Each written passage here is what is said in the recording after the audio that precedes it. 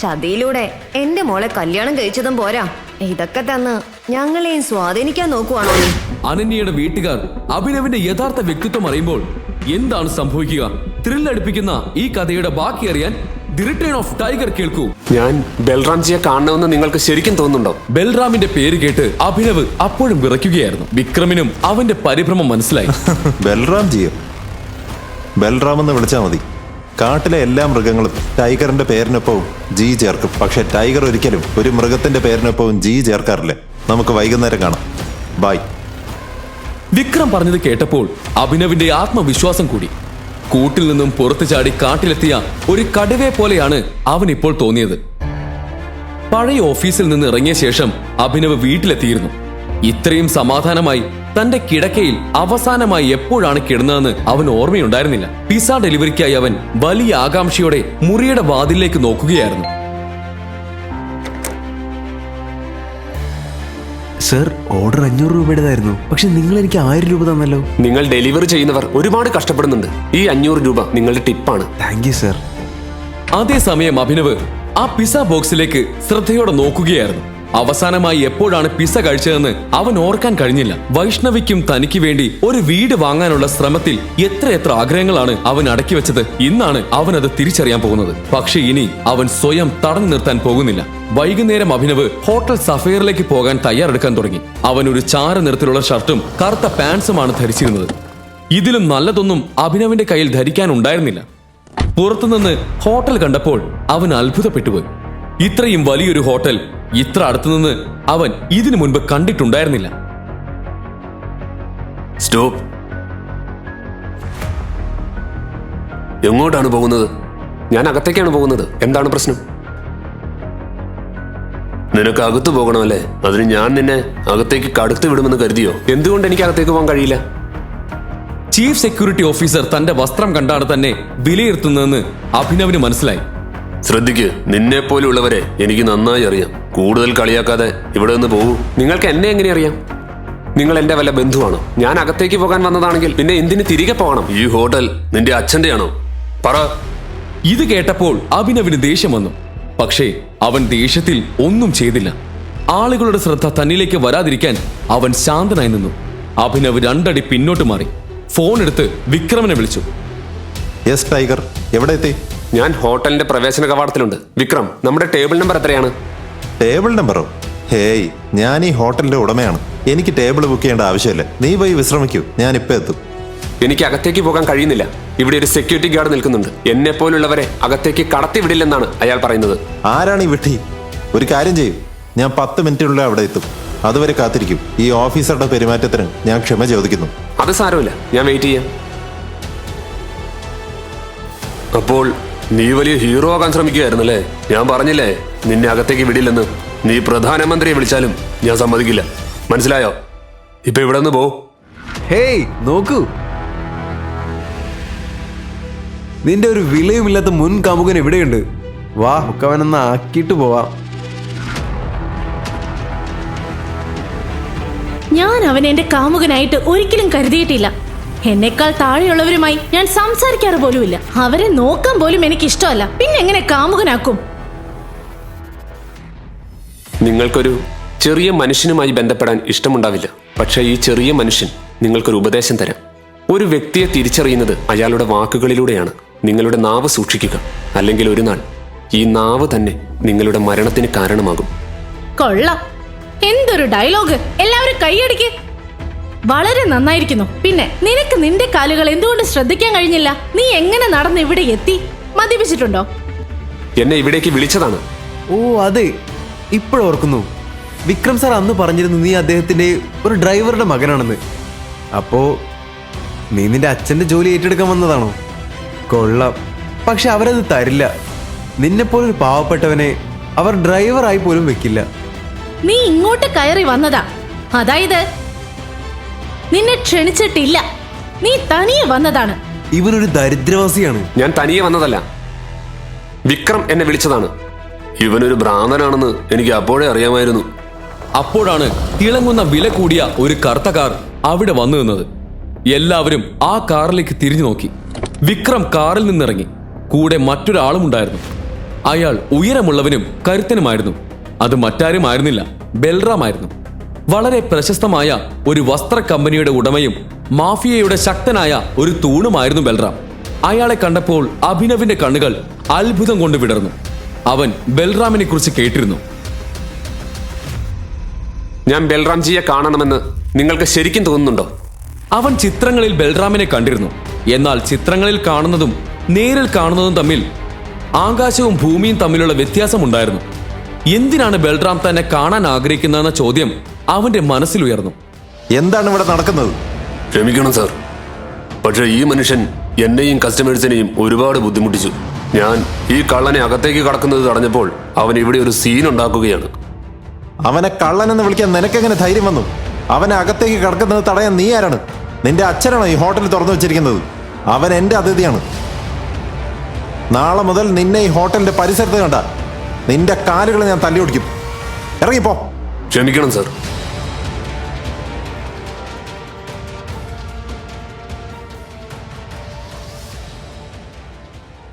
ക്ഷമിക്കണം ടൈഗർ, ഈ വിഡ്ഢി കാരണം.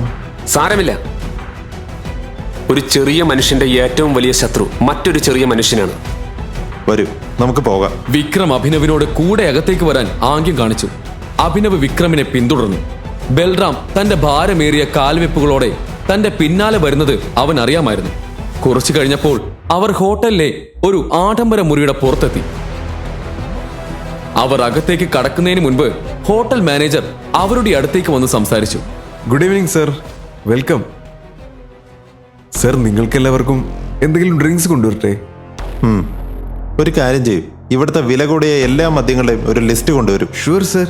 Sir, if you don't mind, ഞങ്ങളുടെ ഹോട്ടലിലെ വില കൂടിയ എല്ലാ മദ്യങ്ങളുടെയും വില എനിക്ക് കാണാപ്പാടം അറിയാം. ഞങ്ങളുടെ കയ്യിൽ 5 ലക്ഷം രൂപയുടെ ടെക്വില്ല, 8 ലക്ഷം രൂപയുടെ വോഡ്ക, 10 ലക്ഷം രൂപയുടെ വിസ്കി, 12 ലക്ഷം രൂപയുടെ ജിൻ എന്നിവയുണ്ട്. സർ, നിങ്ങൾക്ക് ഏതാണ് വേണ്ടത്? കൊള്ളാം. എനിക്കിന്നിവിടെ ഒരു വിശിഷ്ട അതിഥിയുണ്ട്. അവനും ഞങ്ങൾക്ക് എല്ലാവർക്കുമായി ഏറ്റവും വില കൂടിയ മദ്യം കൊണ്ടുവരും. ഷുവർ സർ, ഞാൻ നിങ്ങൾക്ക് എല്ലാവർക്കുമായി ഏറ്റവും മികച്ച മദ്യം കൊണ്ടുവരാം. Good evening sir. Vikram, hotel നിന്റേതാണ്, മദ്യവും നിന്റേതാണ്. പിന്നെ എന്തിനാണ് മാനേജർ നിന്നോട് വില പറയുന്നത്? അതും നിനക്ക് ഇഷ്ടമുള്ളത് തിരഞ്ഞെടുക്കാമെന്നിരിക്കെ. എന്തുകൊണ്ടെന്നാൽ സുഹൃത്തെ, ഞാൻ സന്ദർഭം അനുസരിച്ചാണ് മദ്യം ഓർഡർ ചെയ്യുന്നത്. ഇന്നത്തെ ദിവസം നമ്മുടെ എല്ലാവരുടെയും ജീവിതത്തിലെ ഒരു സവിശേഷവും പ്രധാനപ്പെട്ടതുമായ ദിവസമാണ്. അതുകൊണ്ടാണ് ഞാൻ നമ്മൾ 3 പേർക്കുമായി ഏറ്റവും വില കൂടിയ മദ്യം ഓർഡർ ചെയ്തത്. Okay, nice. Come. Okay, let's enjoy.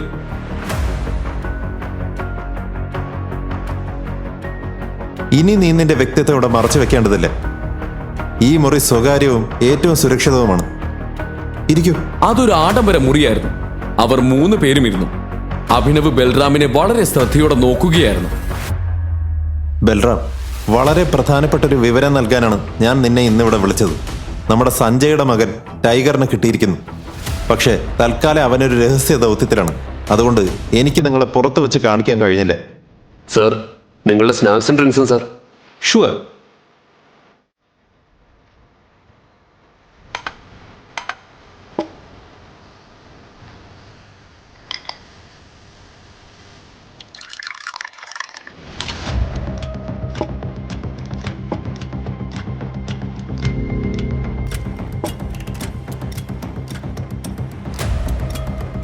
Cheers. Cheers.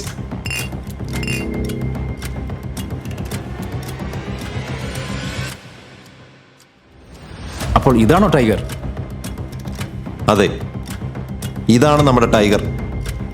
നമ്മുടെ ടീമിലെ പ്രധാന അംഗങ്ങളെ അവൻ കാണണമെന്ന് ഞാൻ ആഗ്രഹിച്ചു.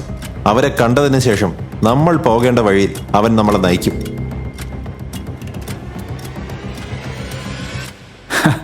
ക്ഷമിക്കണം സുഹൃത്തെ, പക്ഷെ എനിക്കിത് കുറച്ച് തമാശയെ തോന്നുന്നു. നീയാണ് എല്ലാം സംസാരിക്കുന്നത്. അപ്പോ നമ്മുടെ ടൈഗർ ഒരു ഊമയാണോ? ആണോ? ബൽറാം, ടൈഗറിനെ കുറിച്ച് ഇത്ര അനാദരവോടെ സംസാരിക്കരുത്. ക്ഷമിക്കണം സുഹൃത്തെ, ക്ഷമിക്കണം. എന്റെ വാക്കുകൾ കേൾക്കാൻ നിങ്ങൾക്ക് അത്ര ഇഷ്ടമാണോ?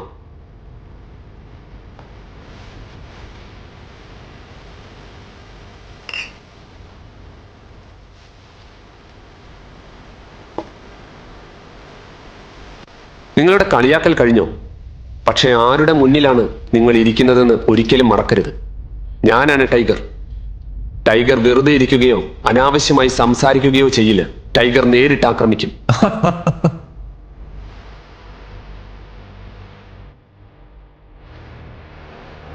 അപ്പോൾ നീയാണ് ടൈഗർ.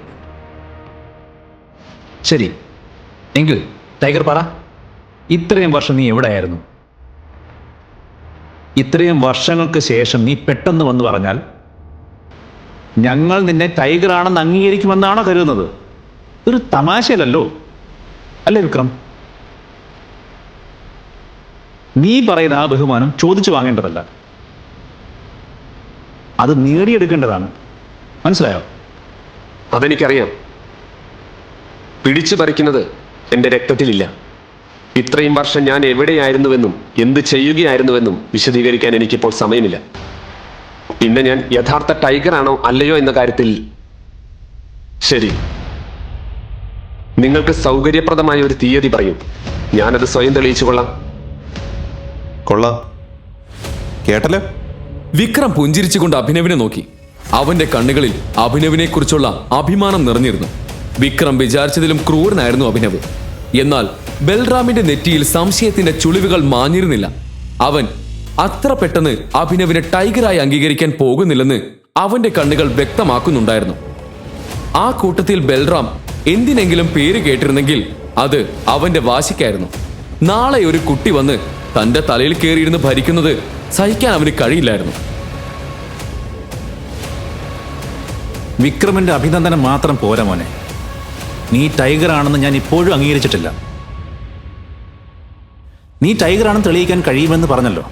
എങ്കിൽ ശരി, ഞാൻ നിന്നെ ഒരു വെല്ലുവിളി ഏറ്റെടുക്കാൻ ക്ഷണിക്കുന്നു. നീ എന്താണ് ഈ പറയുന്നത്? ശാന്തനാകൂ വിക്രം, ശാന്തനാകൂ. നമുക്ക് പോരാടാം. നീ ജയിച്ചാൽ നീ ടൈഗർ ആണെന്ന് ഞങ്ങൾ അംഗീകരിക്കും.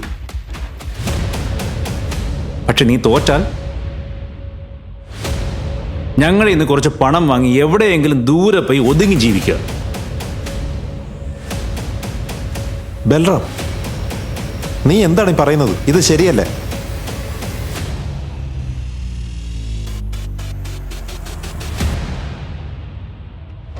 നമുക്ക് പോരാടാം. എപ്പോഴാണ്? ഇത് കേട്ട ബൽറാമിന്റെ മുഖത്ത് ഒരു പുഞ്ചിരി വിടർന്നു. വിക്രം ഞെട്ടിപ്പോയി. No tiger, hold. നോക്ക്, നീ ആർക്കും ഒന്നും തെളിയിച്ചു കൊടുക്കേണ്ട കാര്യമില്ല. That's it. വിക്രം, ഞാൻ എന്ത് ചെയ്താലും അതെന്റെ ഇഷ്ടപ്രകാരമാണ്. ഇന്ന് ബൽരാജ് എന്റെ മുഖത്ത് നോക്കി പറയുന്നതൊന്നും നാളെ എന്റെ പിന്നിൽ നിന്ന് ഒരുത്തനും പറയാൻ ധൈര്യപ്പെടരുത്. അഭിനവിന്റെ കണ്ണുകളിൽ സഞ്ജയന്റേത് പോലെയുള്ള തീക്ഷ്ണത കണ്ടപ്പോൾ വിക്രം ഒന്ന് ദീർഘമായി ശ്വാസമെടുത്ത് ആശ്വാസത്തോടെ അവനെ നോക്കി. ഏകദേശം 1 മണിക്കൂറിന് ശേഷം ബൽരാജും അഭിനവും വിക്രമും അവരുടെ പ്രൈവറ്റ് അരീനയിലെത്തി. ബൽരാജ് സ്ഥിരമായി പരിശീലിച്ചിരുന്നത് അവിടെയായിരുന്നു. ആ വലിയ വേദിയിൽ അവരല്ലാതെ മറ്റാരും ഉണ്ടായിരുന്നില്ല.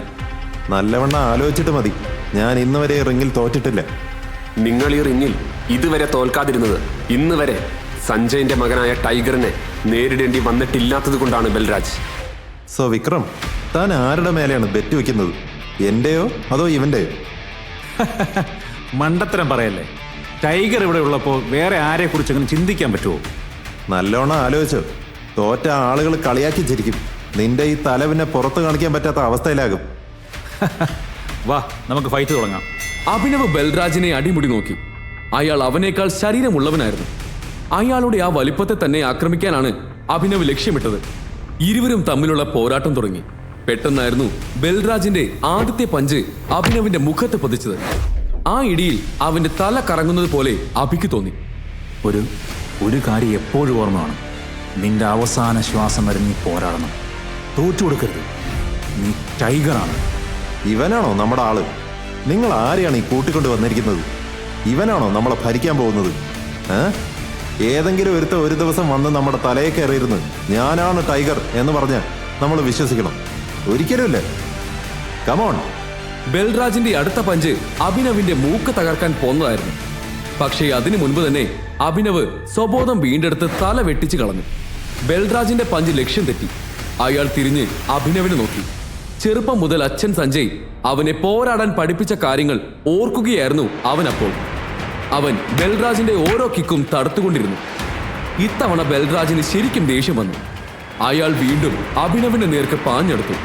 ഇപ്പോൾ അഭിനവ് കുനിഞ്ഞ് അയാളുടെ കാലിന് ഒരൊറ്റ ചവിട്ട് കൊടുത്തു. ബൽരാജ് ബാലൻസ് തെറ്റി റിങ്ങിൽ വീണു. എന്റെ ബൽരാജ്, തോൽവി സമ്മതിച്ചോ? വെറുതെ നിങ്ങളെ റെക്കോർഡ് നശിപ്പിക്കല്ലേ. ഞാൻ പുറത്താരോടും പറയില്ല നിങ്ങൾ ടൈഗറിനോട് തോറ്റ കാര്യം. ദേഷ്യം നിയന്ത്രിക്കാനാവാതെ ബൽരാജ് തുടരെ അഭിനവിനെ ഇടിക്കാൻ ശ്രമിച്ചുകൊണ്ടിരുന്നു. അയാളുടെ പവർ പഞ്ചുകൾ അഭിനവ് ഈസിയായി തടുത്തുകൊണ്ടിരുന്നു. അവസാനം അവൻ അച്ഛൻ പഠിപ്പിച്ച പാഠങ്ങളെല്ലാം പുറത്തെടുത്തു. ബൽരാജിനെ അടിച്ച് നിലത്തിട്ട് അഭി ഒരു ഹീറോയെ പോലെ നിന്നു. അഭിനവ് ബൽരാജിനെ അവിടെ വിട്ട് റിങ്ങിന്റെ മൂലയിലേക്ക് പോയി നിശബ്ദനായി നിന്നു.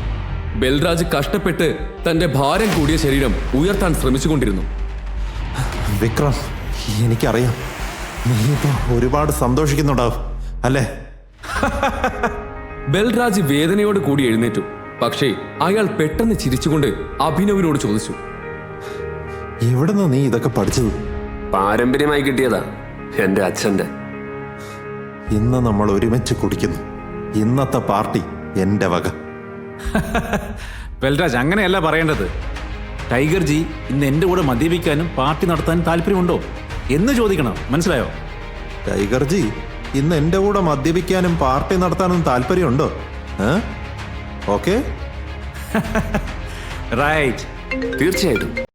അനന്യ, അഭി, എൻ്റെ അമ്മയും അച്ഛനും വന്നിട്ടുണ്ട്. നടന്നതെല്ലാം അവർക്ക് മനസ്സിലായി. നിന്നെ അവർക്ക് നേരിൽ കാണണമെന്ന്. അതുകൊണ്ട് നീ എവിടെയാണെങ്കിലും എത്രയും പെട്ടെന്ന് വരണം. ഇപ്പോഴും? ആ പിന്നെ, ഇതിൽ ഞെട്ടാൻ ഇപ്പം എന്താ? നീ ആയിട്ട് തുടങ്ങി വെച്ചത് നീ ആയിട്ട് തീർത്തോ? വിക്രം, ബൽരാജ്, ഇപ്പോൾ എനിക്ക് നിങ്ങളുടെ കൂടെ വരാൻ പറ്റില്ല. എനിക്ക് വീട്ടിൽ പോകണം. എൻ്റെ അമ്മായിയപ്പനും അമ്മായിയമ്മയും വന്നിട്ടുണ്ട്. നിന്റെ കല്യാണം കഴിഞ്ഞു എപ്പോ? അതൊരു വലിയ കഥയാണ്. ഞാൻ പിന്നെ എപ്പോഴെങ്കിലും പറഞ്ഞുതരാം. എല്ലാം ഓക്കെ അല്ലേ അഭി? നമ്മൾ രോഹനെ ഉടനെ വിളിച്ച് പറയണം. ഇവൻ തന്നെയാണ്.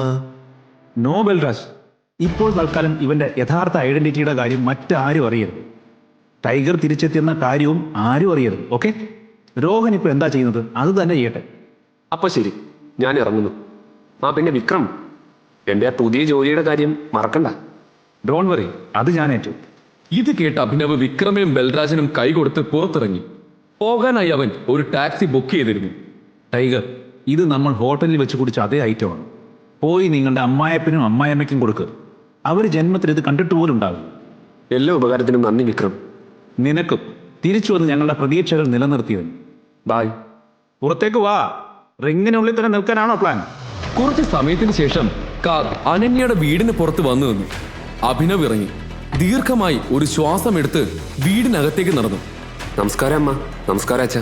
ഇത് ഞാൻ നിങ്ങൾക്കായി കൊണ്ടുവന്നതാണ്. വാവ്, കൊള്ളാലോ. എന്താ ഇത്? കണ്ടിട്ട് നല്ല എക്സ്പെൻസീവ് ആണെന്ന് തോന്നുന്നു. എന്ത് നല്ല മണം. നോക്ക്. മതി നിർത്ത്. മിക്കവാറും ഈ ബോട്ടിൽ എവിടെ നിന്നെങ്കിലും മോഷ്ടിച്ചു കൊണ്ടുവന്നായിരിക്കും ഇവൻ. ഇവനെ പോലെ ഒരാൾക്ക് ഇത്രയും വില കൂടിയ മദ്യം വാങ്ങാൻ കഴിയുമെന്ന് നിങ്ങൾക്ക് തോന്നുന്നുണ്ടോ? നീ എന്തിന് ഇതെല്ലാം വാങ്ങിയത്? ചതിയിലൂടെ എന്റെ മോളെ കല്യാണം കഴിച്ചതും പോരാ, ഇതൊക്കെ തന്ന് ഞങ്ങളെയും സ്വാധീനിക്കാൻ നോക്കുവാണോ നീ? അതും മോഷ്ടിച്ച മദ്യം കൊണ്ട്. സോറി, പക്ഷെ ഞാൻ ആരെയും ചതിച്ചിട്ടില്ല, ഒന്നും മോഷ്ടിച്ചിട്ടുമില്ല. ഓ, അപ്പൊ എന്റെ മകളുടെ കൂടെ നിന്റെ പ്രേതമായിരുന്നോ കിടന്നത്? നീ ഇതെല്ലാം ചെയ്യുന്നത് എന്റെ മകളുടെ സ്വത്ത് തട്ടിയെടുക്കാൻ വേണ്ടിയാ അല്ലേടാ? ഒരേഴാം കൂലിയാണല്ലോ എന്റെ മോൾക്ക് കിട്ടിയത്. ആ വാക്കുകൾ കേട്ട് അഭിനവിന് നെഞ്ചിൽ കുത്തേറ്റതുപോലെ തോന്നി. ആരും അവന്റെ ഭാഗം കേൾക്കാൻ തയ്യാറായില്ല. അതെ, അവൻ അനന്യയുടെ കൂടെ ഒരേ കിടക്കയിൽ കിടന്നു എന്നത് സത്യമാണ്. പക്ഷേ അവൻ അത് മനഃപൂർവ്വം ചെയ്തതല്ല. താൻ എങ്ങനെയാണ് അനന്യയുടെ മുറിയിൽ എത്തിയതെന്ന് അവൻ അറിയില്ലായിരുന്നു. ഇതൊക്കെ മുൻകൂട്ടി അറിഞ്ഞിരുന്നെങ്കിൽ അവൻ ഒരിക്കലും ഇങ്ങനെ ചെയ്യില്ലായിരുന്നു. എന്നാൽ അഭിനവ് ഒരു വിശദീകരണവും ഷാർമിളയ്ക്ക് നൽകിയില്ല. അതുകൊണ്ട് ഒരു പ്രയോജനവും ഉണ്ടാകില്ലെന്ന് അവൻ അറിയാമായിരുന്നു. നീ ഊമയാണോ? നിനക്ക് സംസാരിക്കാൻ അറിയില്ലേ? ഷാർമിള അടങ്ങാത്ത ദേഷ്യത്തോടെ അവനെ നോക്കി. ഷർമിള, ഇവിടെ ഇരിക്കുക. അഭിനവ്, നീയും. ഷാർമിള ദേഷ്യത്തിൽ സോഫയിലിരുന്നു. അഭിനവും ഇരുന്നതിന് ശേഷം രാജീവ് തുടർന്നു. അവിടെ നടന്നതെല്ലാം ഞങ്ങൾക്കറിയാം. അത് എങ്ങനെ സംഭവിച്ചു എന്ന് അനന്യയ്ക്ക് പോലും അറിയില്ല. പക്ഷെ എനിക്ക് തോന്നുന്നത് അവിടെ എന്തോ വലിയ ചതി നടന്നിട്ടുണ്ട് എന്നാണ്. എന്തായാലും സംഭവിച്ചൊന്നും ഇനി മാറ്റാൻ കഴിയില്ലല്ലോ. നീയും അനന്യയും തമ്മിലുള്ള ബന്ധവും മാറ്റാൻ കഴിയില്ല. പക്ഷേ സംഭവിച്ച കാര്യങ്ങളിൽ അഭിനവിന് വിഷമം ഉണ്ടായിരുന്നില്ല. കാരണം അവൻ അനന്യയെ കണ്ടുമുട്ടിയില്ലായിരുന്നുവെങ്കിൽ വിക്രമിനെ ഒരിക്കലും കാണുമായിരുന്നില്ല. ആളുകളുടെ മുന്നിൽ അനന്യയുടെ സൽപ്പേരിന് ഒരു കേടുപാടും സംഭവിക്കാനും അവൻ ആഗ്രഹിച്ചില്ല. അതുകൊണ്ട് തന്നെ ഈ വിവാഹബന്ധം തകരാനും അവൻ ആഗ്രഹിച്ചില്ല. നീ ഇപ്പൊ എന്താ ചെയ്യുന്നത്? ഞാൻ ഒരു ഡെലിവറി ബോയ് ആയി ജോലി ചെയ്യുകയായിരുന്നു. പക്ഷെ ഇന്ന് എന്നെ ജോലിയിൽ നിന്ന് പിരിച്ചുവിട്ടു. അവന്റെ ഈ വാക്കുകൾ ഒരു ബോംബ് പോലെ ആ രണ്ടു പേരിലും പതിച്ചു. ശാർമിള എന്തെങ്കിലും പറയുന്നതിന് മുൻപ് രാജീവ് പറഞ്ഞു, അഭിനവ്, നീ എത്രയും പെട്ടെന്ന് വേറൊരു ജോലി കണ്ടെത്തണം, അതും നല്ലൊരു ജോലി. എന്നാൽ മാത്രമേ നിനക്ക് എൻ്റെ മകളെ ലീഗലി വിവാഹം കഴിക്കാൻ കഴിയൂ. ഓക്കെ, ഇപ്പൊ നിനക്ക് പോകാം. അഭിനവ് എഴുന്നേറ്റ് പുറത്തേക്ക് നടക്കാൻ തുടങ്ങി. അത് കണ്ട് ശാർമിളയുടെ ദേഷ്യം വീണ്ടും വർദ്ധിച്ചു. അവൾ അഭിനവിന്റെ പുറകിൽ നിന്ന് വിളിച്ചു പറഞ്ഞു, കണ്ടില്ലേ ഇവന്റെ ഓവർ കോൺഫിഡൻസ്? പോക്കറ്റില് 10 രൂപയില്ല, എന്നിട്ടും അവന്റെ നടത്തം കണ്ട കാട്ടിലെ ടൈഗർ ആണെന്നാ വിചാരം. രാജീവ്, ഇവനെ പോലെ ഒരു ദരിദ്രവാസിയെ ആരെങ്കിലും ജോലിക്ക് എടുക്കുമെന്ന് നിങ്ങൾക്ക് തോന്നുന്നുണ്ടോ? എടുക്കുമെന്നല്ല, എടുത്തു. അധികം കഷ്ടപ്പെടേണ്ടി വന്നില്ല. അഭിനവിന്റെ ഈ മറുപടി കേട്ട് രാജീവും അത്ഭുതപ്പെട്ടു. അപ്പോഴേക്കും അഭിനവ് ശാർമിളയുടെ അടുത്തേക്ക് വന്ന് ചോദിച്ചു, എനിക്ക് ഒരു നല്ല ജോലി കിട്ടിയാൽ ഞാൻ അനന്യയെ വിവാഹം കഴിക്കാൻ യോഗ്യനാണെന്ന് നിങ്ങൾ സമ്മതിക്കുമോ? ആഹാ, എന്താ കോൺഫിഡൻസ് അല്ലേ? കോൺഫിഡൻസ് ഒലക്ക. ജോലി എന്ന് പറഞ്ഞാ നാളെ ഏതെങ്കിലും പാർക്കിംഗ് സ്ഥലത്ത് പോയിരുന്ന ആളുകളുടെ കാറുകൾക്ക് ടിക്കറ്റ് മുറിക്കുന്ന പണിയല്ല. നല്ല ശമ്പളമുള്ള ജോലി, അന്തസ്സുള്ള ജോലി.